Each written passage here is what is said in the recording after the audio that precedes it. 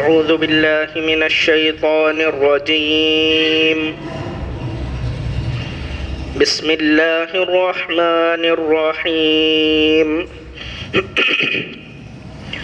هذان خصمان اختصموا في ربهم فالذين كفروا قطعت لهم ثياب من نار يصب من فوق رؤوسهم الحميم يصهر به ما في بطونهم والجلود ولهم مقامع من حديد كلما أرادوا أن يخرجوا منها من غم أعيدوا فيها وذوقوا عذاب الحريق.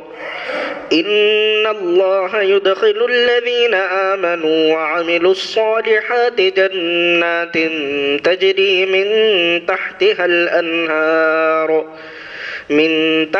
الأنهار يحلون فيها من أساور من ذهب ولؤلؤا ولباسهم فيها حرير وهدوا إلى الطيب من القول وهدوا إلى صراط الحميد.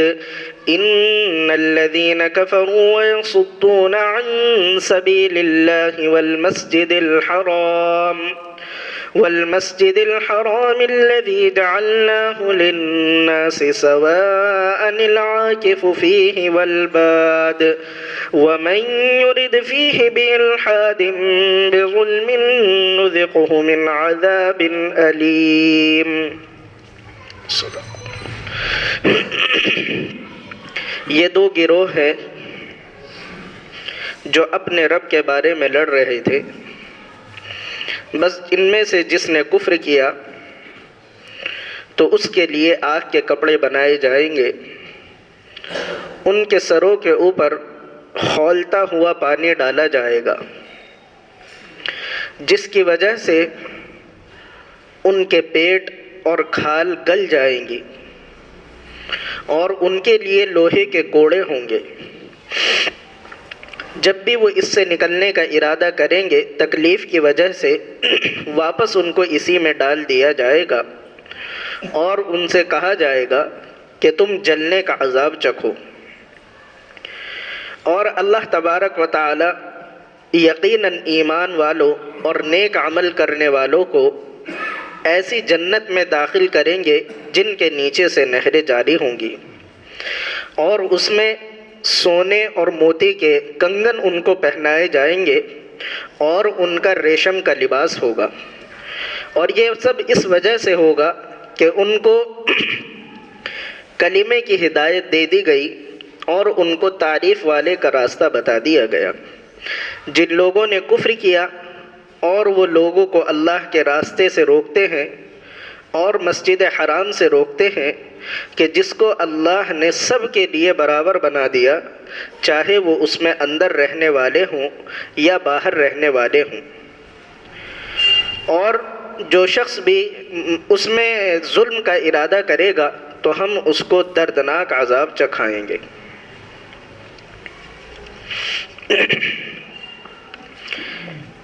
یہ 17واں پارہ چل رہا ہے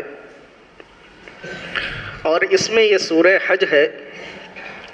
آج اس کی آیت نمبر 19 سے لے کر آیت نمبر 25 تک چند آیتیں تلاوت کی گئی ہیں. سورہ حج میں حج کا ذکر ہے اور تفصیل سے اللہ تعالی نے اس کا بیان کیا ہے. آخر میں ایک آیت مسجد حرام کے سلسلے میں آج بھی پڑھی گئی ہے اور اس کے بعد سے جو اگلا رکوع ہے وہ تقریباً 2 رکوع پورے حج ہی کے سلسلے میں اللہ تعالی نے نازل فرمائے ہیں. بہرحال اس وقت کا یہ جو مضمون چل رہا ہے اس میں اللہ تعالی نے کچھ قیامت کا ذکر کیا اور مر کر دوبارہ زندہ ہونے کا ذکر کیا تھا. اور بات یہاں پر چل رہی تھی ان اللہ يدخل الذین آمنوا وعملوا الصالحات جنات تجری من تحتها الانہار.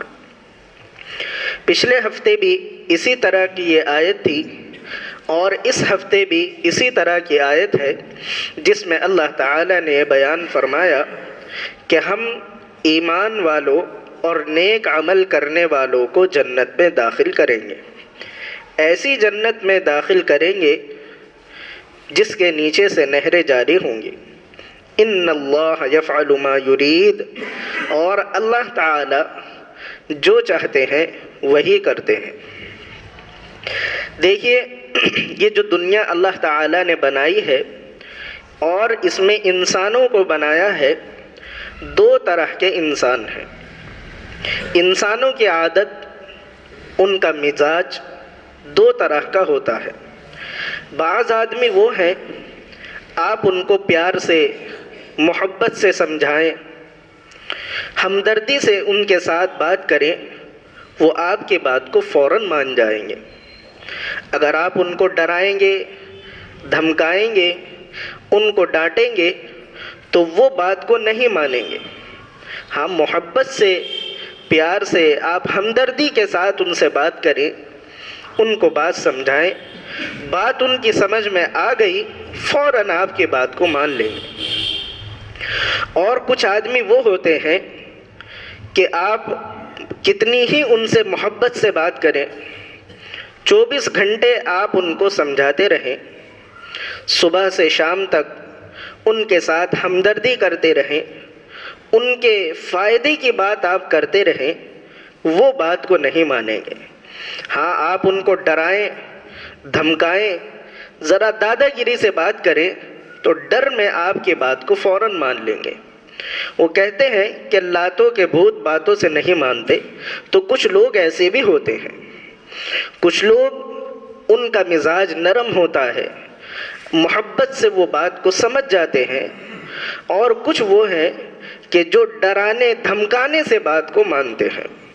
اللہ تعالیٰ نے دونوں طرح کے لوگوں کی رعایت کر کے قرآن کریم میں آیتیں نازل فرمائی ہیں۔ اللہ تعالیٰ نے قرآن کریم میں جنت کا ذکر کیا، جنت کے حسین مناظر کا ذکر کیا، وہاں کی باغات کا ذکر کیا، بڑے بڑے محلوں کا ذکر کیا، اور آگے ابھی آپ تفصیل انشاءاللہ سنیں گے، وہاں سونے چاندی کا ذکر کیا اور شراب کا ذکر کیا، دودھ کی نہروں کا ذکر کیا۔ یہ بہترین ذکر ہے۔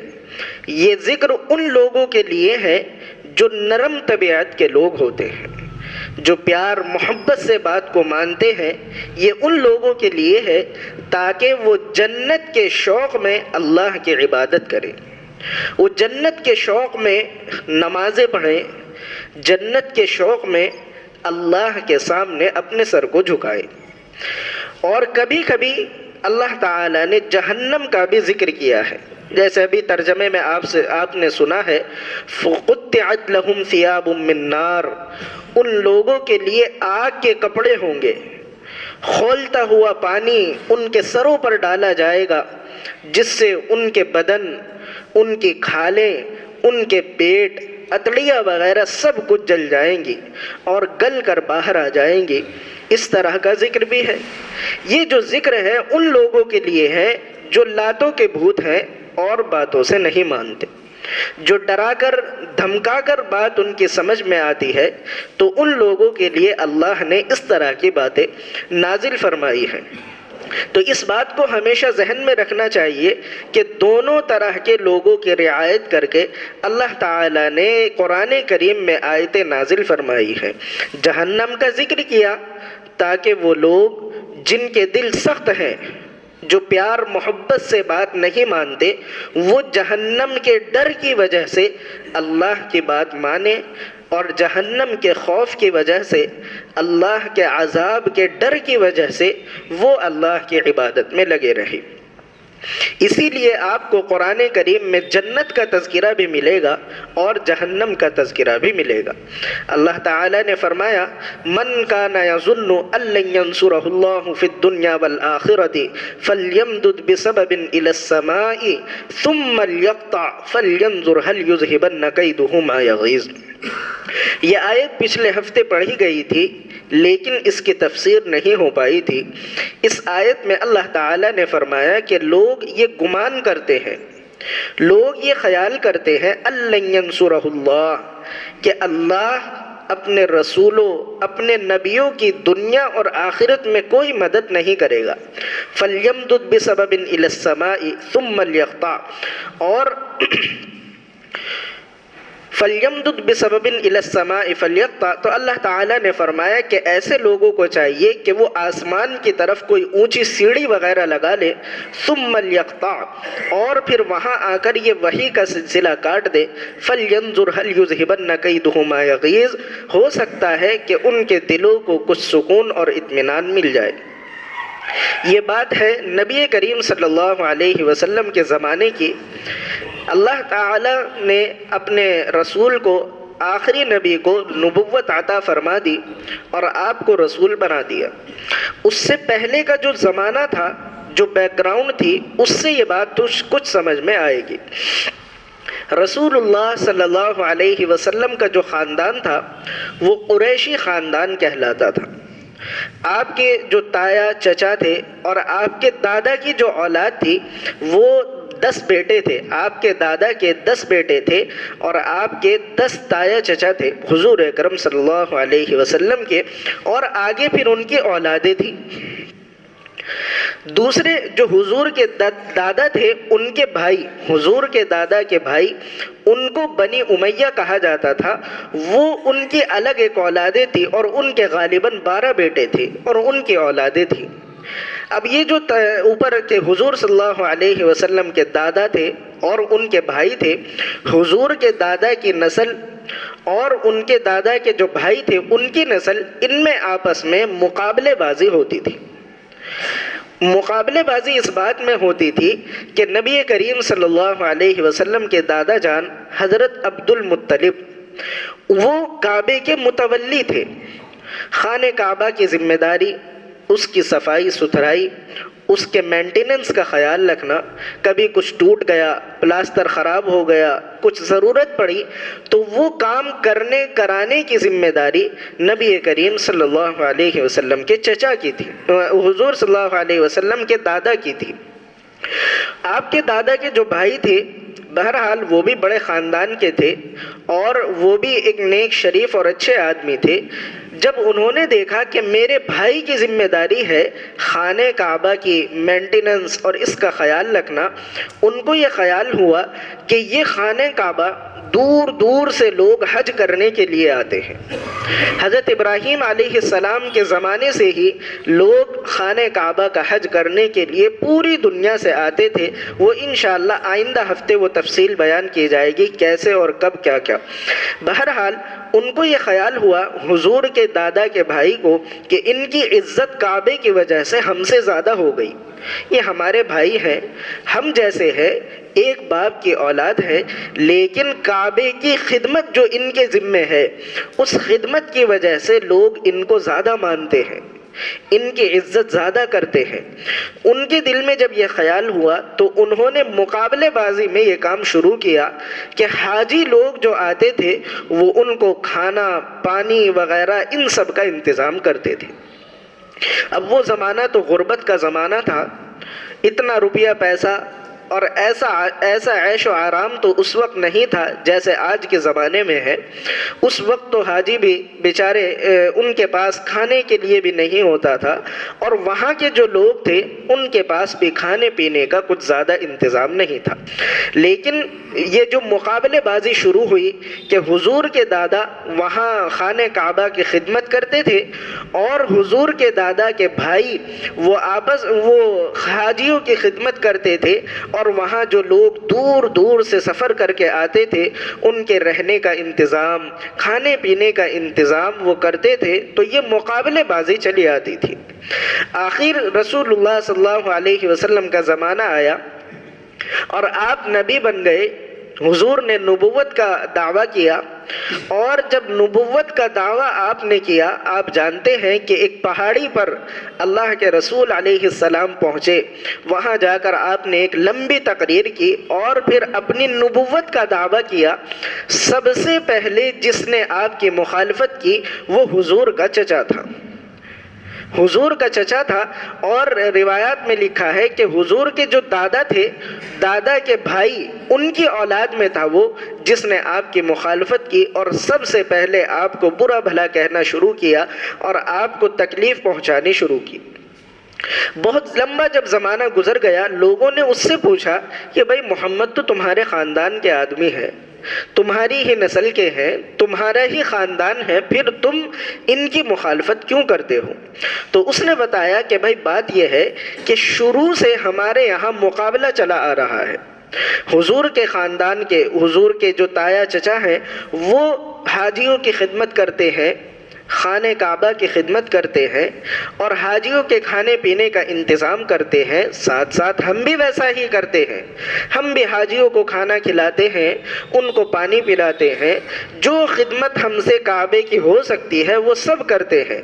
لیکن اب مسئلہ یہاں پر آ گیا کہ ان میں سے ایک آدمی کھڑا ہوا اور اس نے یہ کہا کہ میں نبی ہوں، اور ایسا شاندار قرآن لوگوں کو سناتا ہے کہ ہم اس قرآن کا مقابلہ نہیں کر سکتے، ہم اس کلام کا مقابلہ نہیں کر سکتے، ہم اس کے جیسا کلام، اس کے جیسا قرآن لوگوں کو نہیں سنا سکتے۔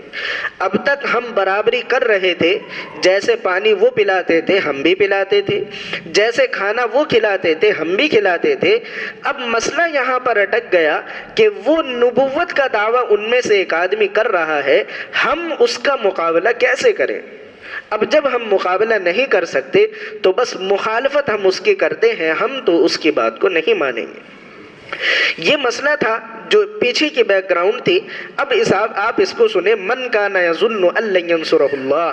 کچھ لوگ وہ ہیں جو یہ سوچتے ہیں کہ اللہ تعالیٰ اپنے رسول کی مدد نہیں کرے گا، یعنی اللہ تعالیٰ نے جو اپنے رسول کو چن لیا، آپ کو نبی بنایا اور آپ پر وحی نازل کی، اللہ نے فرمایا ثم لیقطع۔ جو لوگ اب ہمارے نبی سے حسد کر رہے ہیں ان کو چاہیے کہ وہ اوپر ہمارے پاس آ جائیں، ثم لیقطع، اور پھر یہ جو وحی کا سلسلہ ہے اس کو کاٹ دے، فلینظر هل یذهبن کیدہ ما یغیظ۔ ہو سکتا ہے کہ ان کے دل میں جو جلن ہے، جو کڑھن ہے، جو تکلیف ان کے دل میں ہو رہی ہے کہ اللہ نے محمد صلی اللہ علیہ وسلم پر وحی کیوں نازل کر دی اور آپ کو نبی کیوں بنا دیا، یہ تکلیف ان کی کچھ کم ہو جائے۔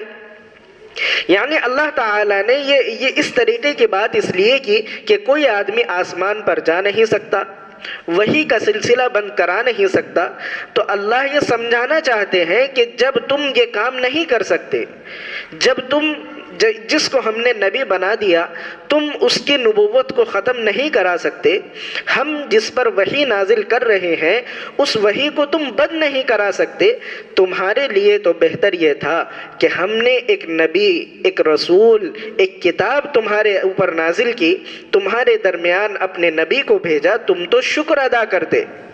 چاہیے تو یہ تھا کہ تم اس کی بات کو مانتے، اس کا اتباع کرتے، جو باتیں دین اور دنیا کی وہ تمہیں سکھا رہا ہے ان باتوں کو سیکھ کر دنیا میں بھی کامیاب ہوتے، آخرت میں اللہ کی نظر میں بھی کامیاب ہوتے۔ لیکن تم عجیب ہو کہ تم اس چکر میں لگے ہوئے ہو کہ کسی طرح محمد کی نبوت کو ختم کرا دیں۔ اللہ نے فرمایا ایک طریقہ ہے جس سے محمد کی نبوت ختم ہو سکتی ہے کہ تم اوپر ہمارے پاس آ جاؤ اور آ کر ہم سے کہو کہ محمد کی وحی کا سلسلہ بند کر دے۔ اللہ نے ایسی شرط لگا دی کہ ظاہر ہے کہ کوئی انسان اوپر آسمان میں نہیں جا سکتا اور وحی کا سلسلہ بند نہیں کرا سکتا، تو بس اب تو یہی طریقہ ہے کہ اگر تم حضور کی بات کو مانو گے اور حضور کا اتباع کرو گے تو تم کامیاب ہو جاؤ گے، اور اگر حضور کی بات کو نہیں مانو گے تو پھر تم کسی بھی حالت میں کامیاب نہیں ہو سکتے۔ اللہ نے فرمایا وَكَذَلِكَ أَنزَلْنَاهُ آيَاتٍ بَيِّنَاتٍ۔ دیکھو ہم اسی طرح کھلی کھلی اور صاف صاف باتیں لوگوں کے سامنے بیان کرتے ہیں۔ وَأَنَّ اللَّهَ يَهْدِي مَن يُرِيدُ، اور جس کو چاہتے ہیں ہم ہدایت دیتے ہیں۔ جس کو چاہتے ہیں ہم ہدایت دیتے ہیں۔ لاکھوں لوگ اس دنیا میں آ رہے ہیں اور آتے رہیں گے۔ یہ لوگوں کے آنے کا سلسلہ قیامت تک چلتا رہے گا۔ کچھ لوگ وہ ہیں جن کو اللہ تعالیٰ نے ہدایت دی، اور کچھ لوگ وہ ہیں جن کو اللہ نے ہدایت نہیں دی۔ ہمیں اللہ تبارک و تعالیٰ کا خوب شکر ادا کرنا چاہیے اور اس کے سامنے سجدے کرنے چاہیے کہ اس نے ہمیں ہدایت یافتہ لوگوں میں شامل کیا ہے۔ اللہ تعالیٰ نے ہمیں ہدایت دی ہے اور ان لوگوں میں ہمیں داخل و شامل کیا ہے جن کو ہدایت یافتہ کہا جاتا ہے۔ جو لوگ ہدایت پر ہیں، اللہ کا فضل ہے، اس نے ہمیں اپنی قرآن کی تفسیر سننے کی، اپنے نبی کی باتیں سننے کی توفیق عطا فرمائی، اپنے سامنے سر جھکانے کی توفیق عطا فرمائی۔ یہ اللہ کا فضل ہے۔ ورنہ کتنے لوگ ہیں جو چلتے ہوئے بہتے ہوئے پانی کے سامنے سر جھکاتے ہیں، اور اگتے ہوئے سورج کے سامنے سر جھکاتے ہیں، پتھروں کے سامنے سر جھکاتے ہیں، اور مورتوں کے سامنے سر جھکاتے ہیں، بے جان چیزوں کے سامنے سر جھکاتے ہیں، ایسی چیزوں کے سامنے سر جھکاتے ہیں جو نہ انہیں فائدہ دے سکتی ہے نہ نقصان دے سکتی ہے۔ تو اس لیے ہمیں اللہ کا شکر ادا کرنا چاہیے کہ اس نے ہمیں ہدایت دی، ہمیں مسلمان بنایا، ایک مسلمان کے گھر میں ہمیں پیدا کیا، جس کی وجہ سے ہم اللہ اور اس کے رسول کی باتیں سنتے ہیں، اللہ کی باتیں ہمارے کان میں پڑتی ہیں۔ یہ صرف اور صرف اللہ کا فضل ہے۔ اللہ نے فرمایا وَأَنَّ اللَّهَ يَهْدِي مَن يُرِيدُ، ہم جس کو چاہتے ہیں ہدایت دیتے ہیں۔ إِنَّ الَّذِينَ آمَنُوا وَالَّذِينَ هَادُوا وَالصَّابِئِينَ وَالنَّصَارَى وَالْمَجُوسَ وَالَّذِينَ أَشْرَكُوا ان اللہ یفصل بینہم یوم القیامہ۔ کچھ لوگ وہ ہیں جو ایمان لائے، اور کچھ وہ ہیں جو یہودی ہوئے، کچھ ستاروں کی پوجا کرنے والے ہیں، کچھ نصرانی ہیں، کچھ مجوسی ہیں آگ کی پوجا کرنے والے ہیں، اور کچھ مشرک ہیں جو بتوں کی پوجا کرنے والے ہیں۔ ان اللہ یفصل بینہم، اللہ نے فرمایا کہ ہم ان سب کے بیچ میں، ان سب کے درمیان قیامت کے دن فیصلہ کریں گے۔ دیکھیے یہ دنیا ہے، اور دنیا میں ہزاروں طرح کے مذہب ہیں، ہزاروں طرح کے لوگ ہیں، اور ہزاروں طرح کے مذہب ہیں۔ کوئی کسی کی پوجا کرتا ہے، کوئی کسی کے سامنے سر جھکاتا ہے، کوئی ہر آدمی اپنے اپنے طریقے میں اور اپنے اپنے مذہب پر لگا ہوا ہے، اور وہ جیسے ان کو بتایا جا رہا ہے، جیسے سکھایا جا رہا ہے، وہ اس طریقے سے اپنے بتوں کی، اپنے خداؤں کی، اپنے پروردگار کی عبادت میں لگے ہوئے ہیں۔ کتنے لوگ ہیں جو کسی بت کی پوجا کرتے ہیں، کتنے لوگ ہیں جو الگ الگ ان سب کی پوجا کرتے ہیں۔ اور اگر دیکھا جائے تو یہ مسلمان، ہم جو اپنے آپ کو مسلمان کہتے ہیں، تو مسلمانوں میں بھی 72 سے زیادہ فرقے ہیں۔ یعنی ایک مسلمان قوم ہے، مسلمانوں میں بھی الگ الگ فرقے ہیں، 72 سے زیادہ فرقے ہیں مسلمانوں کے اندر۔ اور عجیب بات یہ ہے کہ جتنے بھی دین، جتنے بھی دھرم، جتنے بھی مذہب، جتنے بھی فرقوں کے لوگ ہیں، وہ ان میں سے ہر ایک مذہب کا آدمی، ہر ایک مذہب، دین، دھرم کے لوگ اپنے آپ کو صحیح سمجھتے ہیں اور دوسروں کو غلط سمجھتے ہیں۔ مسلمان ہیں وہ اپنے آپ کو صحیح سمجھتے ہیں، دوسروں کو غلط سمجھتے ہیں۔ دوسرے مذہب کے لوگ ہیں، ہندو ہیں اور دوسرے عیسائی ہیں، یہودی ہیں، وہ اپنے آپ کو ٹھیک سمجھتے ہیں، ہم لوگوں کو غلط سمجھتے ہیں۔ یہ دنیا کا معاملہ ہے، یہاں پر ہر آدمی اپنے آپ کو صحیح سمجھتا ہے اور ہر آدمی دوسرے کو غلط سمجھتا ہے۔ اللہ نے فرمایا کہ اس دنیا میں تمہارے لیے ڈھیل ہے، جو اپنے آپ کو صحیح سمجھ رہا ہے سمجھتے رہو، لیکن قیامت کے دن فیصلہ ہم کریں گے کون صحیح ہے اور کون غلط ہے۔ اب کیسے معلوم ہو کہ کون صحیح کون غلط؟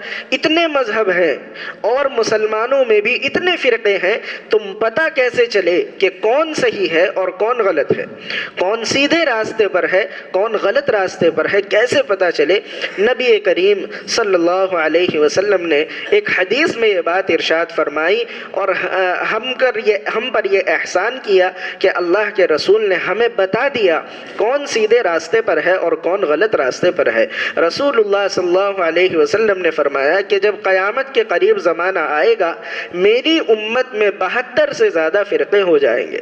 صحابہ نے پوچھا اللہ کے رسول 72 سے زیادہ فرقے؟ 72 سے زیادہ فرقے جب ہو جائیں گے تو ان میں سے صحیح کون ہوگا؟ رسول اللہ صلی اللہ علیہ وسلم نے فرمایا کہ ان میں سے صرف ایک فرقہ صحیح ہوگا، اس کے علاوہ سب کے سب جہنمی ہوں گے۔ سارے فرقے جہنم میں جائیں گے، صرف ایک فرقہ اور ایک جماعت کے لوگ صحیح ہوں گے جن کو جہنم میں بھیجا جائے گا۔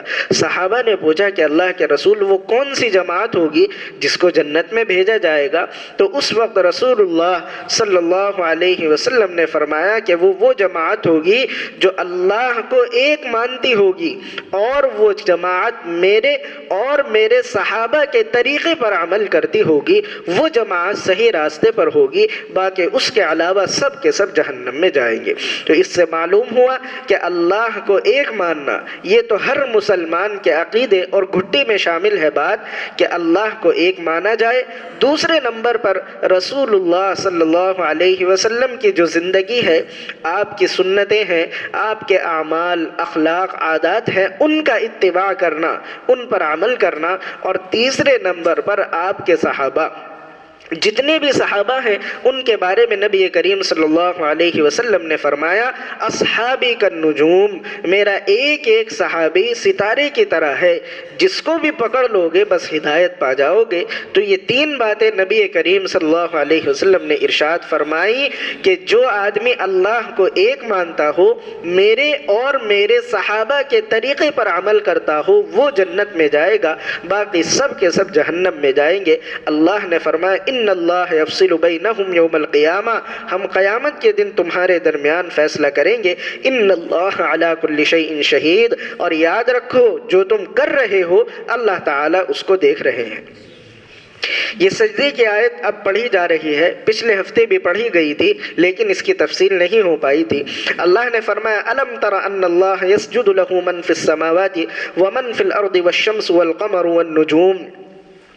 اے نبی کیا آپ نہیں دیکھتے کہ ان اللہ یسجد لہ، کہ اللہ کو سجدہ کرتی ہے ہر وہ چیز جو آسمانوں میں ہے اور ہر وہ چیز جو زمین میں ہے، اور اللہ کو سجدہ کرتا ہے سورج، چاند، ستارے، پہاڑ، درخت اور جتنے چوپائے، جتنے جانور ہیں، وہ سب کے سب اللہ ہی کو سجدہ کرتے ہیں۔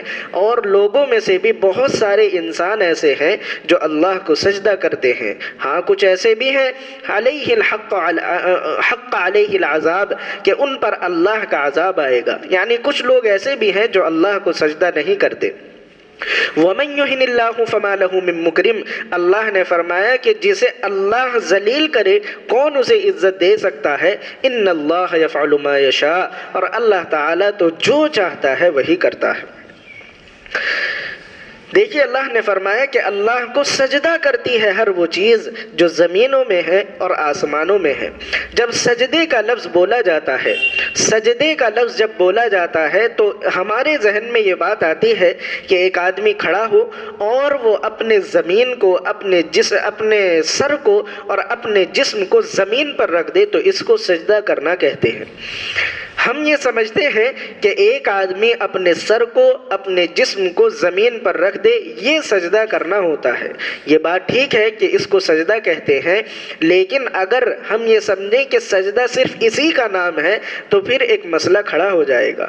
وہ یہ کہ انسان تو اپنے سر کو زمین پر رکھ کر اللہ کو سجدہ کر سکتا ہے، ایسے ہی جنات ہیں، وہ جنات زمین پر اپنے سر کو رکھ کر سجدہ کر سکتے ہیں۔ فرشتے ہیں، مان لیجئے کہ وہ بھی اللہ کو سجدہ کر سکتے ہیں۔ قرآن کریم میں بہت جگہ پر ہے کہ فرشتے جو ہیں وہ اللہ کے سامنے سجدے میں پڑے ہوئے ہیں۔ یہ جو تین مخلوق ہیں جن کے بارے میں ہے کہ انسان، جنات اور فرشتے، یہ تو اللہ کو سجدہ کر سکتے ہیں، لیکن اس کے علاوہ جتنی مخلوقات ہیں آپ دیکھیں کہ یہ زمین ہے، یہ آسمان ہے، اور جتنے پیڑ ہیں، جتنے پتھر ہیں، اور یہ سورج ہے، چاند ہے، کتنی مخلوقات ایسی ہے کہ ہم ان کو دیکھتے ہیں تو ہمیں کہیں ان کا سر نظر نہیں آتا، کہیں ان کے پیر نظر نہیں آتے، کہیں ان کے ہاتھ نظر نہیں آتے، تو جب سر نہیں، ہاتھ نہیں، پیر نہیں، پھر وہ اللہ کو کیسے سجدہ کرتے ہیں؟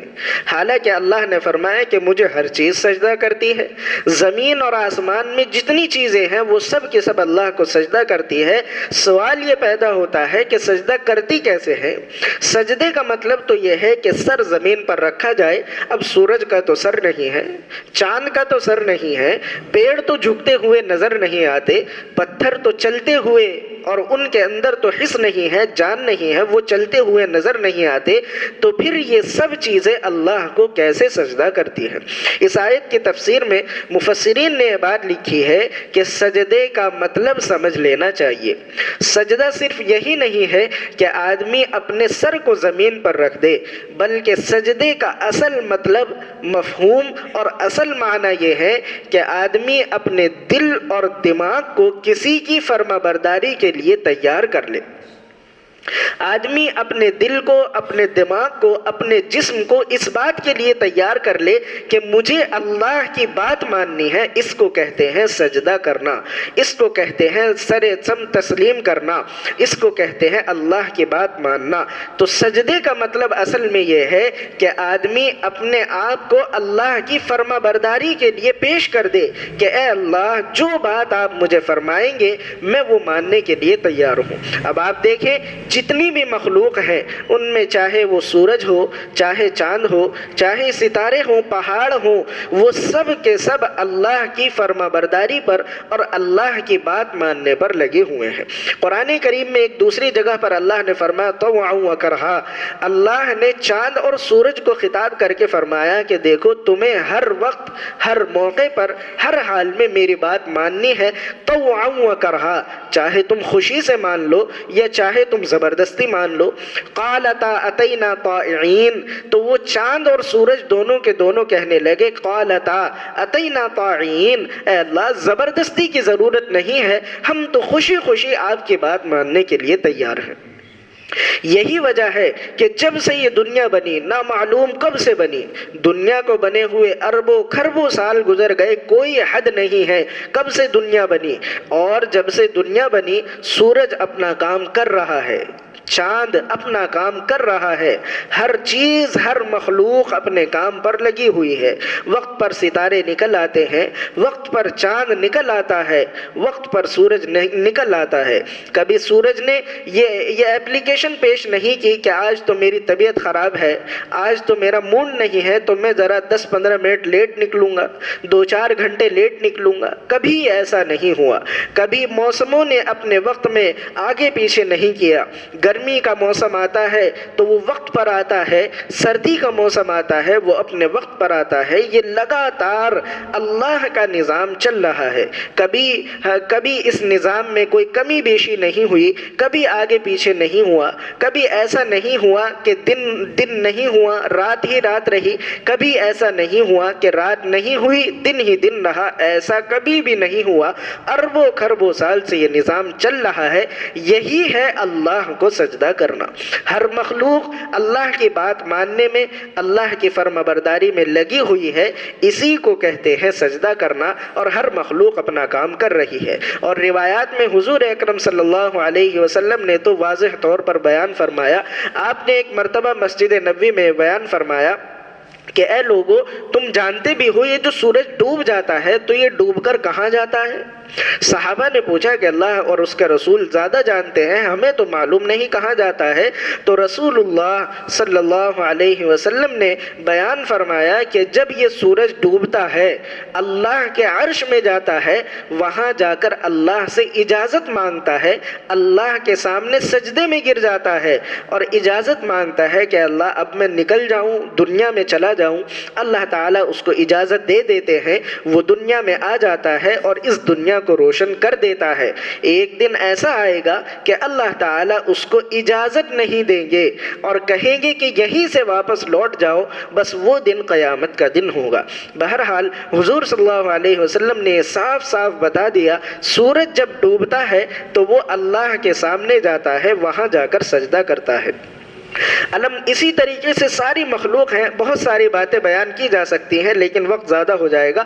اللہ نے فرمایا الم تر ان اللہ، کیا آپ نہیں دیکھتے کہ اللہ کو سجدہ کرتی ہے زمین میں جتنی چیزیں ہیں، آسمان میں جتنی چیزیں ہیں وہ سب، اور اللہ کو سجدہ کرتا ہے سورج، چاند، ستارے، پہاڑ اور جتنے بھی پیڑ ہیں وہ سب کے سب سجدہ کرتے ہیں، والدواب، جتنے جانور ہیں وہ سب اللہ کو سجدہ کرتے ہیں۔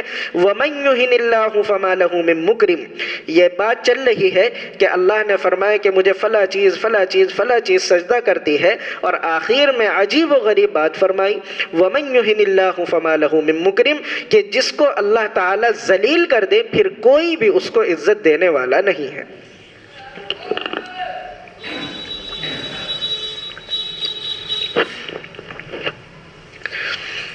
دیکھیے بار بار یہ بات بتائی گئی ہے اور امید ہے کہ آپ حضرات کے ذہن میں یہ بات بیٹھ گئی ہوگی۔ جتنی بھی تفسیر کی کتابیں ہیں ان سب کتابوں میں یہ بات لکھی ہے کہ قرآن کریم کی آیتیں ایسی ہیں جیسے زنجیر کی کڑیاں ہوتی ہیں، بالکل ملی ہوئی، اور پہلی آیت کا تعلق دوسری آیت سے ہوتا ہے۔ دیکھیے اللہ تعالیٰ نے یہاں ذکر کیا کہ اے نبی کیا آپ نہیں دیکھتے زمین آسمان کی ساری چیزیں مجھے سجدہ کرتی ہیں، سورج بھی مجھے سجدہ کرتا ہے، چاند بھی سجدہ کرتا ہے، ستارے بھی سجدہ کرتے ہیں، فلاں فلاں چیز سب کچھ مجھے سجدہ کرتا ہے۔ وَمَن يُهِنِ اللَّهُ فَمَا لَهُ مِن مُكْرِمٍ، اور جسے اللہ تعالیٰ ذلیل کرے اسے کون عزت دینے والا ہے؟ بظاہر اس میں جوڑ سا نظر نہیں آتا، یعنی کہاں سجدے کی عبادت کی بات چل رہی ہے اور کہاں عزت ذلت کی بات آ گئی، تو ان میں آپس میں جوڑ نظر نہیں آتا، لیکن مفسرین نے جو اس کا جوڑ بٹھایا ہے وہ سنیے آپ۔ مفسرین نے لکھا ہے کہ بات چل رہی ہے سجدے کی کہ فلاں فلاں چیز مجھے سجدہ کرتی ہے، اللہ نے فرمایا جسے میں ذلیل کر دوں پھر اسے کوئی عزت دینے والا نہیں، یعنی یہ سر اللہ کے سامنے جھکے یہ عزت کی بات ہے، اور اگر یہ سر اللہ کے سامنے نہ جھکے تو یہ ذلت کی بات ہوتی ہے۔ زمین آسمان کی ساری چیزیں اللہ کی، اللہ کو سجدہ کرتی ہیں، سورج، چاند، ستارے سب کے سب اللہ کو سجدہ کرتے ہیں۔ اللہ نے انہیں سجدہ کرنے کی توفیق دے دی، یہ ان کے لیے عزت کی بات ہے، اور انسانوں میں بھی جسے اللہ تعالیٰ اپنے سامنے سر جھکانے کی اور اپنے سامنے سجدہ کرنے کی توفیق دے تو یہ اس کے لیے عزت کی بات ہوتی ہے، اور جو سر جگہ جگہ پر جھکے، در در پر جھکے، وہ تو ویسے بھی ذلیل ہوتا ہے، اور وہ تو ویسے بھی ذلت کا باعث ہوتا ہے۔ آدمی ہر ایک کے سامنے سر جھکانے لگے، ہر ایک کو اپنا خدا بنانے لگے تو یہ تو ذلت کی بات ہے۔ اللہ نے یہ سمجھایا میرے سامنے اگر سر جھکاؤ گے تو عزت پا جاؤ گے، اور میرے سامنے سر نہیں جھکاؤ گے تو پھر ذلیل و خوار ہو جاؤ گے۔ ان اللہ یفعل ما یشاء، اور اللہ تعالیٰ تو جو چاہتا ہے وہی کرتا ہے، اللہ کی مرضی ہے، اللہ کی مرضی کے مطابق یہ دنیا چل رہی ہے۔ اللہ بخشنے پر آ جائے ظالموں کو بھی بخش دے، پکڑنے پر آ جائے تو نیک لوگوں کو بھی پکڑ لے، یہ تو اللہ کی مرضی ہے۔ حدیث پاک میں نبی کریم صلی اللہ علیہ وسلم نے فرمایا ایک نیک عورت کی، نبی کریم صلی اللہ علیہ وسلم نے فرمایا کہ ایک نیک عورت کی پکڑ ہو گئی اس وجہ سے کہ اس نے ایک بلی کو بندی بنا کر رکھا، بلی کو قید کر کے رکھا، اس کو بھوکا رکھا، اس کو قید کر کے رکھنے کی وجہ سے اس عورت کو جہنم میں بھیجا جائے گا۔ اور ایک عورت کی بخشش ہو گئی، ایک زناکار عورت کی بخشش ہو گئی ایک کتے کو پانی پلانے کی وجہ سے۔ یعنی نیک عورت تھی، پوری زندگی اس کی نیکی میں گزر گئی، ایک غلطی اس نے کی کہ اس نے بلی کو پالا اور بلی کے گلے میں پٹا ڈالا، اس کو باندھ دیا اور اس کو کھانے کے لیے نہیں دیا، اللہ کی مخلوق پر ظلم کیا، ساری زندگی کی نیکیوں کو اللہ نے ضائع کر دیا۔ نبی کریم صلی اللہ علیہ وسلم نے دنیا ہی میں اس کا انجام بتا دیا کہ وہ عورت جہنم میں جائے گی۔ اور ایک زناکار عورت تھی، ساری زندگی اس کی زنا کرتے کرتے گزر گئی، لیکن وہ جا رہی تھی، کنویں کے پاس سے اس کا گزر ہوا، اس نے دیکھا کہ ایک کتا ہے، اس کی جیب باہر لٹکی ہوئی ہے، محسوس ہوا کہ یہ کتا پیاسا ہے، بس اس نے اپنا دوپٹہ اتارا، اس کو جوتے میں باندھا، کنویں سے پانی نکال کر اس کتے کو پلا دیا۔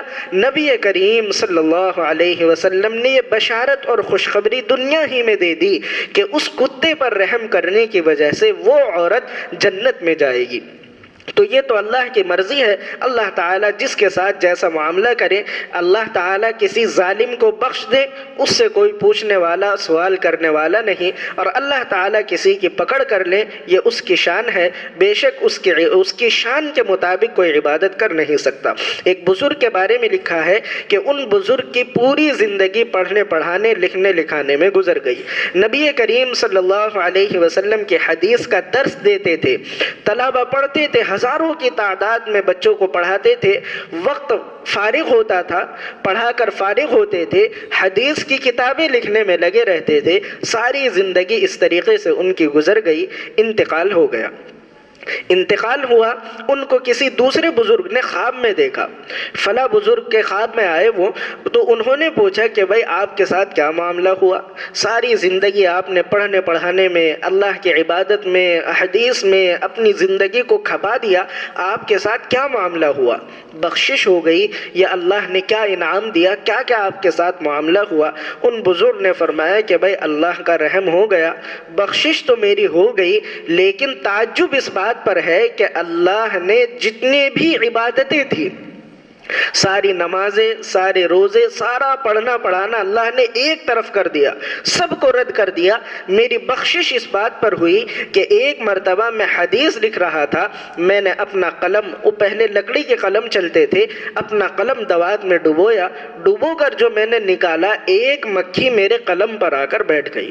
میں نے سوچا کہ اللہ کی مخلوق ہے، کیا معلوم اس کو پیاس لگی ہو، بس میں نے اپنے ہاتھ کو وہیں پر روک دیا، اس مکھی نے وہ جو دوات روشنائی لگی ہوئی تھی اس کو پیا، اور پی کر 2-4 سیکنڈ میں وہ اڑ گئی۔ پھر میں نے اپنے کام کرنا شروع کر دیا، لکھنا شروع کر دیا، اس ایک عمل پر کہ میں نے اللہ کی مخلوق کی رعایت کی اور اس کی پیاس کا لحاظ کیا، اس ایک رعایت پر اللہ تعالیٰ نے میری بخشش فرما دی، ورنہ اگر یہ عمل میرا نہ ہوتا تو مجھے جہنم میں بھیج دیا جاتا۔ تو یہ تو اللہ کی مرضی ہے، اس کو بخشنا ہوتا ہے تو وہ نقطوں پر نواز دیتا ہے، پکڑنا ہوتا ہے تو پھر ساری زندگی کی عبادتیں بھی دھری کی دھری رہ جاتی ہیں۔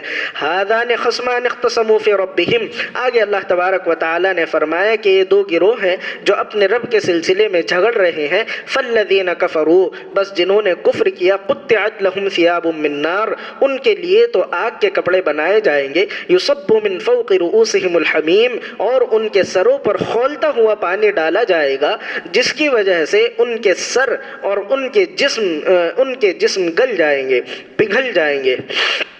یہ آیت اصل میں حضور اکرم صلی اللہ علیہ وسلم جب ہجرت کر کے مدینہ منورہ آ گئے تو کافر، جو مکہ کے کافر تھے، ان کو چین نہیں ہوا، اور 1 سال کے بعد انہوں نے نبی کریم صلی اللہ علیہ وسلم پر جنگ کرنے کے لیے چڑھائی کی، اور جنگ بدر ہوئی۔ جنگ بدر کا جو ماحول تھا اس کے سلسلے میں یہ آیت نازل ہوئی۔ پہلا جو زمانہ تھا اس میں جو لڑائیاں ہوتی تھی وہ اس طریقے سے کہ دونوں لشکر آمنے سامنے آ جاتے تھے، اور لڑائی شروع ہونے سے پہلے یہ طریقہ تھا کہ کچھ آدمی ادھر کے کچھ آدمی ادھر کے میدان میں آتے تھے، آپس میں لڑتے تھے، پھر اس کے بعد پورا لشکر لڑتا تھا۔ جنگ بدر جو ہوئی، نبی کریم صلی اللہ علیہ وسلم کا لشکر اور ادھر کافروں کا لشکر آمنے سامنے آیا، تو اللہ کے رسول نے ایسے لڑنے کے لیے، شروع میں لڑنے کے لیے حضرت حمزہ، حضرت علی اور ابو عبیدہ ابن الجراح رضی اللہ عنہم اجمعین، ان 3 لوگوں کو بھیجا کہ آپ جائیے اور جا کر جو پہلے لڑائی ہوتی ہے اس کو لڑیے۔ ادھر کافروں کی طرف سے عتبہ، شیبہ، ولید، یہ 3 لوگ آئے اور آپس میں لڑائی ہوئی۔ حضرت حمزہ رضی اللہ تعالی عنہ اور ادھر سے وہ 3 آدمی جب آمنے سامنے آ گئے تو ان میں جو بڑا سردار تھا عتبہ، وہ بڑا سردار کہنے لگا کہ دیکھو یہ ننگے بھوکے لوگ، لڑنے کے لیے ان کے پاس تلواریں نہیں، کھانے کے لیے روٹی نہیں، یہ ہم سے لڑنے کے لیے آ گئے، اور آج دیکھنا ایک ایک کو نمٹا کر یہاں سے جائیں گے۔ وہ اس طرح کی غرور بھری باتیں، تکبر بھری باتیں کرنے لگا۔ حضرت حمزہ رضی اللہ تعالیٰ نے ایک تلوار کا جو وار کیا، ایک وار میں اس کی گردن اڑا دی۔ حضرت علی رضی اللہ تعالیٰ نے بھی ان کے مقابلے میں میں جو آدمی آیا تھا اس کو مار دیا۔ ابو عبیدہ ابن الجراح رضی اللہ تعالیٰ عنہ نے بھی اس آدمی کو مار دیا جو ان کے مقابلے میں آیا تھا، لیکن ابو عبیدہ ابن الجراح رضی اللہ تعالیٰ عنہ کو تھوڑا زخم آ گیا۔ بہرحال یہ لڑائی ختم ہو گئی۔ وہ جو آمنے سامنے آئے اور آمنے سامنے آ کر انہوں نے مسلمانوں کو ذلیل کیا، ان کو برا بھلا کہا، اس کے بارے میں اللہ نے یہ آیت نازل فرمائی۔ یہ دو گروہ، دو لشکر ہیں جو اپنے رب کے سلسلے میں لڑ رہے ہیں، فالذین کفروا، بس ان میں سے جنہوں نے کفر کیا، یہ آج مسلمانوں کو مٹانے کی بات کر رہے ہیں۔ اللہ نے فرمایا قطعت لہم ثیاب من نار، تھوڑا وقت گزرنے دو، ابھی فیصلہ ہو جائے گا، اور پھر ان کے لیے آگ کے کپڑے ہوں گے۔ یصب من فوق رؤوسہم الحمیم، اور یصب من فوق رؤوسہم الحمیم، کھولتا ہوا پانی ان کے سروں کے اوپر سے ڈالا جائے گا۔ یصہر بہ ما فی بطونہم والجلود، جس کی وجہ سے ان کے پیٹ اور ان کی کھالیں بالکل پگھل کر ان کے قدموں میں آ جائیں گی۔ نبی کریم صلی اللہ علیہ وسلم نے جب یہ آیتیں لوگوں کو سنائی تو آپ نے اس کی کچھ تشریح بیان فرمائی۔ اللہ کے رسول صلی اللہ علیہ وسلم نے فرمایا کہ یہ جو کافر ہوں گے ان کو آگ کے کپڑے پہنائے جائیں گے۔ وہ آگ کے کپڑے تانبے کے ہوں گے، یعنی تانبا ہوگا اور تانبے میں آگ جل رہی ہوگی، اور وہ کپڑے ان کو پہنائے جائیں گے۔ وہ اتنے گرم ہوں گے کہ ان کی کھالوں کو جلا دیں گے۔ یصہر بہ ما فی بطونہم والجلود، اور اس پر بس نہیں کیا جائے گا، یعنی آگ کے کپڑے پہنا کر انہیں چھوڑا نہیں جائے گا، جو سر ہوگا سر کے اوپر سے ان کے کھولتا ہوا پانی ڈالا جائے گا۔ وہ اتنا گرم پانی ہوگا، اتنا گرم اور اتنا کھولتا ہوا ہوگا کہ جب وہ کھوپڑی کے اوپر یہاں ڈلے گا، کھوپڑی میں سوراخ کر دے گا اور کھوپڑی کو پگھلا کر پورا دماغ پگھلے گا، اور آہستہ آہستہ وہ پانی نیچے آئے گا، پیٹ میں آئے گا تو آنتوں کو، پھیپڑوں کو، گردوں کو، ہر ایک چیز کو وہ پگھلا دے گا۔ اتنا گرم پانی ہوگا، اور یہ سب چیزیں پگھل کر پیشاب کے راستے سے، پاخانے کے راستے سے باہر آ کر گر جائیں گی۔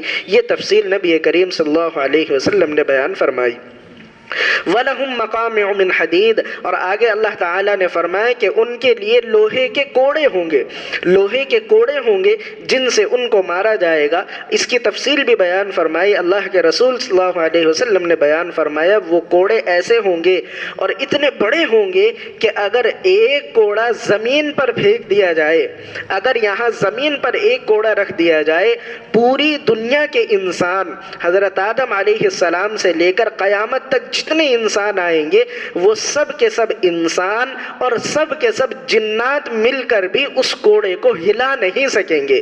اتنا بھاری کوڑا ہوگا جو کافروں کو وہاں پر مارا جائے گا، اور اللہ کے رسول نے فرمایا کہ وہ ایسا خطرناک کوڑا ہوگا کہ اگر اس کو یہاں دنیا میں گھما دیا جائے، جتنے پہاڑ دنیا میں ہیں وہ سب کے سب ریزہ ریزہ بن جائیں گے، سب کے سب ریزہ ریزہ بن جائیں گے۔ اتنا خطرناک وہ گرز ہوگا اور اتنا خطرناک کوڑا ہوگا۔ کلما ارادوا ان یخرجوا منها، اتنا سخت عذاب جب کسی کو ہوگا، ظاہر ہے کہ اس عذاب میں کون رہنا چاہے گا؟ تکلیف آدمی سے برداشت نہیں ہوتی، تو جہنم میں بھی کلما ارادوا، جب اتنا سخت عذاب آئے گا لوگ بھاگنے کی کوشش کریں گے، نکلنے کی کوشش کریں گے، ان یخرجوا منها من غم، اس تکلیف کی وجہ سے جو انہیں پہنچ رہی ہے، لیکن اعیدوا فیہا، جب وہ نکلنے کی کوشش کریں گے تو واپس فرشتے ان کو وہیں جہنم میں ڈال دیں گے اور پھر ان کو وہی عذاب دیا جائے گا۔ وذوقوا عذاب الحریق، اور ان سے کہا جائے گا کہ یہ جلنے کا عذاب چکھو اس وجہ سے جو کفر تم نے دنیا میں کیا تھا، اس وجہ سے جو کفر تم نے دنیا میں کیا تھا۔ یہ کافروں کا ذکر تھا۔ اب فوراً بعد اللہ تعالیٰ نے یہاں ایمان والوں کا ذکر کیا، ان اللہ یدخل الذین آمنوا وعملوا الصالحات، اور اللہ تعالیٰ ایمان والوں اور نیک عمل کرنے والوں کو ایسی جنت میں داخل کریں گے جن کے نیچے سے نہر جاری ہوں گی۔ یہ ہمیشہ آپ دیکھیں گے کہ جنت کا جہاں بھی ذکر آتا ہے وہ جنت اللہ تعالیٰ اس کی صفت یہ بیان کرتے ہیں کہ ایسی جنت ہوگی جس کے نیچے سے نہریں جاری ہوں گی۔ دنیا میں بھی یہ نظام ہے، جو باغات ہوتے ہیں اور جو بڑے بڑے محل ہوتے ہیں، آپ دیکھیں گے کہ ان محلوں کے قریب سے یا ان محلوں کے اندر سے یا ان باغات سے پانی کی نہریں جاری ہوتی ہیں۔ تاج محل محل اس کی خوبصورتی بڑی مشہور ہے، پوری دنیا میں اس کی خوبصورتی مشہور ہے۔ تاج محل کے قریب سے اور اندر سے نکل کر نہر گزر رہی ہے۔ نہر جہاں سے گزرتی ہے، پانی جہاں سے گزرتا ہے، اس جگہ کی خوبصورتی کو وہ دو بالا کر دیتا ہے۔ تو اللہ تعالی ہمیشہ پانی کا ذکر کرتے ہیں تاکہ لوگ سمجھ لیں کہ وہ جو جنت ہوگی وہاں انتہائی خوبصورتی ہوگی، انتہائی خوبصورتی ہوگی، کوئی کمی جنت کی خوبصورتی میں نہیں ہوگی۔ یحلون فیہا، اس سے آگے بڑھ کر اللہ تعالیٰ نے فرمایا کہ وہ جو جنت ہوگی، جب جنتیوں کو اس میں داخل کیا جائے گا تو ان کو جنت میں سونے اور چاندی اور سونے اور موتی کے کنگن ان کو پہنائے جائیں گے، سونے اور موتی کے کنگن پہنائے جائیں گے۔ نبی کریم صلی اللہ علیہ وسلم نے یہ آیت صحابہ کو سنائی اور فرمایا کہ دیکھو جب تم جنت میں جاؤ گے اور ایمان والے لوگ جب جنت میں جائیں گے، یحلون فیہا، تو ان کو وہاں پر کنگن پہنائے جائیں گے۔ وہ 3 طرح کے کنگن ہوں گے، 3 طرح کے کنگن ہوں گے۔ ایک کنگن سونے کا ہوگا، ایک کنگن چاندی کا ہوگا اور ایک کنگن موتی کا ہوگا۔ موتی ہیرے موتی اس میں جڑے ہوئے ہوں گے۔ بہرحال یہ مسئلہ عورتیں خوب جانتی ہیں کہ جب وہ چوڑیاں پہنتی ہیں تو الگ الگ طریقے اور ڈیزائن کی مکس کر کے چوڑیاں پہنتی ہیں۔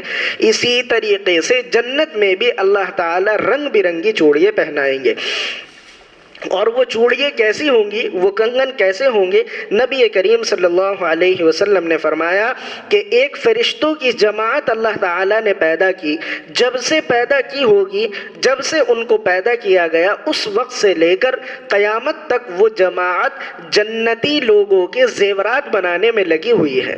یعنی سنار پیدا کیے ہیں اللہ تعالیٰ نے، اور جب سے ان کو پیدا کیا بس وہ جنتی لوگوں کے زیور بنا رہے ہیں اور قیامت تک بناتے رہیں گے۔ اور اللہ کے رسول صلی اللہ علیہ وسلم نے فرمایا وہ ایسے شاندار زیور بنا رہے ہیں کہ اگر اس زیورات کا ایک کنگن یہاں دنیا میں اگر اتار دیا جائے، جیسے سورج کے سامنے چاند کی روشنی پھیکی پڑ جاتی ہے، ایک کنگن کے سامنے سورج کی روشنی پھیکی پڑ جائے گی، ایسے چمکدار وہ کنگن ہوں گے۔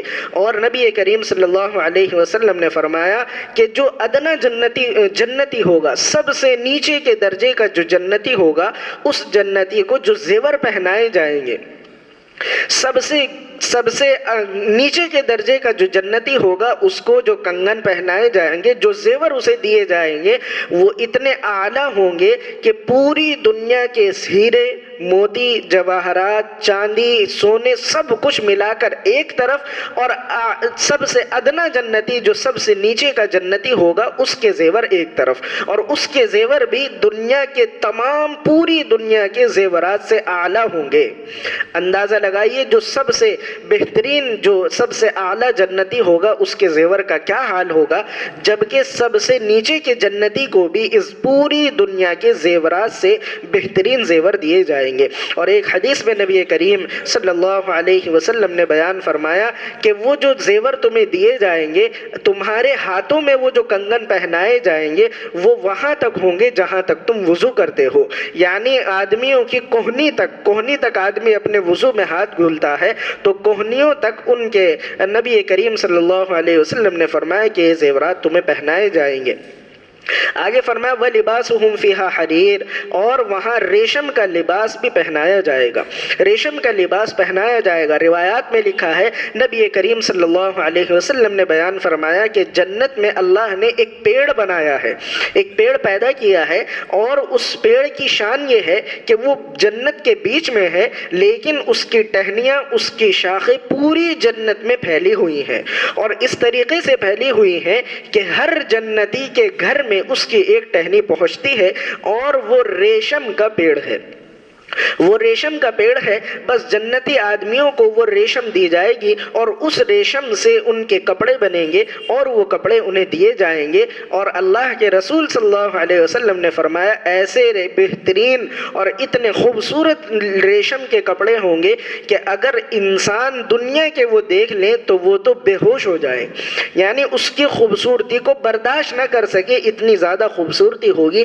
ان کپڑوں کی، اس لباس کی جو جنتی کو دیا جائے گا۔ اور ایک حدیث میں فرمایا نبی کریم صلی اللہ علیہ وسلم نے وہ ایسا لباس ہوگا 1 سیکنڈ میں 70 رنگ بدلے گا، एक सेकंड में 70 रंग बदलेगा, और जब वो रंग बदलेगा, एक मर्तबा जो रंग आ गया दोबारा कभी वो रंग नहीं आएगा। ऐसे अजीब व गरीब अंदाज से अल्लाह ताला उनके रंग बनाएंगे और उनके रंग बदलेंगे कि एक बार जो रंग आ गया अब दोबारा लौट कर कभी वो रंग नहीं आएगा। अब आप देखिए, जन्नत की ज़िंदगी ला महाला है, कभी मौत नहीं आएगी, और एक सेकंड में 70 रंग बदलेंगे। क्या शान होगी वहाँ के लिबास की। नबी करीम सल्लल्लाहु अलैहि वसल्लम ने फरमाया, वो जेवर कभी पुराना नहीं हो, वो कपड़े कभी पुराने नहीं होंगे, वो ऐसे कपड़े होंगे कि कभी नहीं फटेंगे, कभी बोसीदा नहीं होंगे, और ज़रूरत भी नहीं पड़ेगी। जब वहाँ रोज़ अलग अलग रंग बदले जाएंगे, अलग अलग डिज़ाइन बदले जाएंगे, तो फिर उनके पुराना होने की और बदलने की तो ज़रूरत भी नहीं पड़ेगी। लेकिन इस सब के बाद एक सवाल जहन में आता है और आना चाहिए, वो ये कि अल्लाह तबारक व तआला ने इस दुनिया में मर्दों पर जेवरात को हराम किया है। सोना पहनना जायज़ नहीं, चांदी पहननी जायज़ नहीं, हीरे जवाहरात पहनने जायज़ नहीं है मर्दों के लिए। हाँ, चांदी 4 ग्राम की चांदी की अंगूठी पहन सकते हैं, इससे ज़्यादा चांदी पहनना जायज़ नहीं। बाकी सोने का तो 1 ग्राम भी जायज़ नहीं, और हीरे मोती तो जायज़ नहीं है। इसी तरीके से ये जो रेशम है, रेशम का लिबास पहनना दुनिया में मर्दों के लिए जायज़ नहीं, बिल्कुल हराम है। लेकिन कमाल की बात यह है कि अल्लाह ताला जब जन्नत में दाखिल करेंगे तो वहाँ पर अल्लाह ने खुद फरमाया कि मैं तुम्हें सोना भी दूंगा, चांदी भी दूंगा, और कंगन भी दूंगा, और फला चीज़ भी दूंगा, और तुम्हें रेशम भी दूंगा। ये सब चीज़ें अल्लाह ने दुनिया में हराम कर दी, और वहाँ पर अल्लाह ताला खुद ये चीज़ें अता फरमाएंगे। तो ये क्या मसला है? इसका जवाब मुफस्सिरीन ने और उलमा ने ये लिखा है कि अल्लाह ताला का कानून है जज़ाअम मिन जिन्सिल अमल। जैसा अमल इंसान का होता है वैसा ही बदला उसे दिया जाता है। मिसाल के तौर पर अल्लाह ताला ने फरमाया कि भाई बदनजरी नहीं करना, गैर महरम औरतों को नहीं देखना। अगर तुम गैर महरम औरतों को देखोगे तो कल क़यामत के दिन तुम्हें मेरा दीदार नसीब नहीं होगा। और अगर तुम यहाँ इस दुनिया में अपनी नज़रों को बचाओगे, अपनी नज़रों को कंट्रोल करोगे, तो फिर तुम्हें जन्नत में मेरा दीदार नसीब होगा। यानी अगर दुनिया में कंट्रोल करोगे अपनी नज़रों पर तो फिर वहाँ मुझे देख पाओगे, और अगर दुनिया में अपनी नज़रों पर कंट्रोल नहीं करोगे तो वहाँ मुझे नहीं देख पाओगे। इसी तरीके का निज़ाम यह है। अल्लाह ने ये कानून दुनिया का बनाया, अल्लाह ने ये निज़ाम दुनिया का बनाया कि दुनिया में सोना, चांदी, हीरे, मोती, जवाहरात और ये रेशम आपके लिए जायज़ नहीं। अगर दुनिया में बच गए इन चीज़ों से तो फिर आपको जन्नत में ये चीज़ें मिलेंगी, और अगर आप दुनिया में इन चीज़ों से नहीं बचे तो फिर जन्नत में जाकर आपको ये सब चीज़ें नहीं मिलेंगी। ये अल्लाह तबारक व तआला का निज़ाम है। इसीलिए अल्लाह ने फरमाया आपको ये सब चीज़ें मिलेंगी, और दुनिया में इन चीज़ों को हराम कर दिया। अल्लाह ताला टेस्ट लेना चाहते हैं, आजमाना चाहते हैं कि लोग अगर मेरी बात मानेंगे तो फिर वहाँ उनको सब कुछ मिलेगा, नहीं मानेंगे तो फिर वहाँ उनकी पकड़ होगी। आगे फरमाया वहुदू इला तय्यिब मिनल क़ौल, ये सब जो उन्हें मिलेगा ये इसलिए मिलेगा कि उन्होंने कलमा पढ़ा, ला इलाहा इल्ला तय्यिब मिनल क़ौल, बेहतरीन बात की गवाही दी उन्होंने, बेहतरीन बात की गवाही, ला इलाहा इल्लल्लाह मुहम्मदुर रसूलुल्लाह। अल्लाह ने फरमाया ये सब जन्नत मिलेगी, फला चीज़ मिलेगी, ये इसलिए मिलेगी उन्होंने बेहतरीन बात की गवाही दी, उन्होंने कलमा पढ़ा।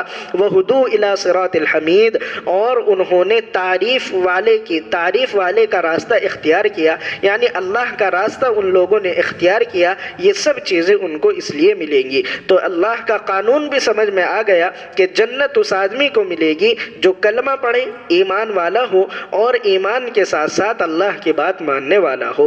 और अगर कोई आदमी कुफ्र इख्तियार करेगा, ईमान से अपने ईमान से वो हाथ धो बैठेगा और वो नेक अमल नहीं करेगा, तो उसके लिए वो सज़ाएं हैं जो ऊपर गुजरी कि उनको आग का लिबास पहनाया जाएगा, गर्म पानी डाला जाएगा, और ऐसे लोहे के कोड़े उनको मारे जाएंगे। अल्लाह तबारक व तआला हम सब की हिफाजत फरमाए।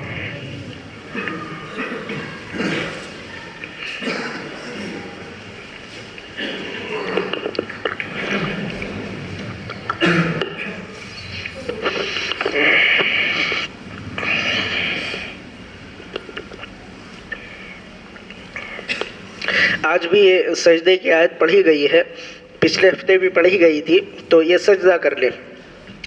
نبی کریم صلی اللہ علیہ وسلم نے ارشاد فرمایا کہ جب آدمی قرآن کریم میں سجدے کی آیت پڑھتا ہے اور آیت پڑھ کر وہ سجدہ کر لیتا ہے تو شیطان رو رو کر اپنی حالت کو خراب کر لیتا ہے، اور شیطان یہ کہتا ہے کہ اللہ نے انسان کو سجدہ کرنے کا حکم دیا، اس نے سجدہ کر لیا اور کامیاب ہو گیا، اللہ نے مجھے بھی سجدہ کرنے کے لیے کہا تھا، میں نے نہیں کیا، آج میں ذلیل اور رسوا ہو رہا ہوں، کاش میں بھی سجدہ کر لیتا۔ تو شیطان اب اس کو سجدے کی اجازت نہیں، وہ افسوس ہوتا ہے، افسوس کرتا ہے، ہمارے پاس موقع ہے تو فوراً سجدہ کر لینا چاہیے، پچھلے ہفتے کا بھی اور آج کا بھی۔ الحمدللہ رب العالمین الرحمن الرحیم مالک یوم الدین ربنا آتنا فی الدنیا حسنہ وفی الآخرة حسنہ وقنا عذاب النار ربنا ظلمنا انفسنا وإن لم تغفر لنا وترحمنا لنكونن من الخاسرین رب اغفر وارحم وأنت خیر الراحمین اللہم انا نسألك الہدى والتقى والعفاف والغنى اللهم إنا نسألك موجبات رحمتك وعزائم مغفرتك والغنيمة من كل بر والسلامة من كل إثم لا تدع لنا ذنبا إلا غفرته ولا هما إلا فرجته ولا دينا إلا قضيته ولا حاجة هي لك رضا إلا قضيتها يا أرحم الراحمين۔ اے کریم آقا اپنے فضل و کرم سے ہمارے تمام صغیرہ کبیرہ گناہوں کو معاف فرما، تمام خطاؤں کو اپنے فضل سے معاف فرما۔ اے اللہ آپ نے اپنے فضل سے معمول کے مطابق قرآن کریم کی تفسیر میں آنا بیٹھنا سننا آسان فرمایا ہے، اے اللہ پابندی کے ساتھ آنے کی توفیق عطا فرما۔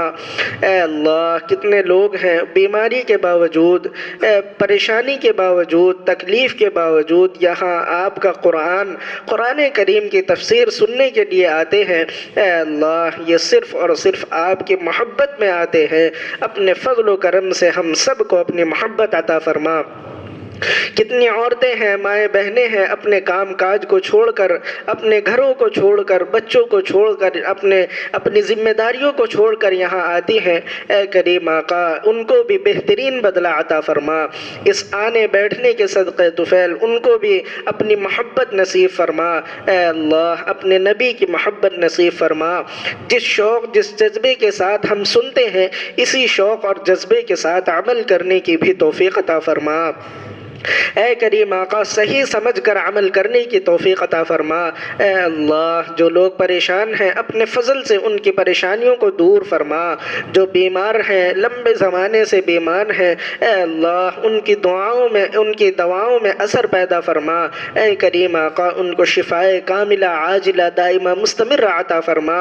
اے اللہ لا علاج بیماریوں سے ہم سب کی حفاظت فرما، لا علاج بیماریوں سے ہم سب کی حفاظت فرما۔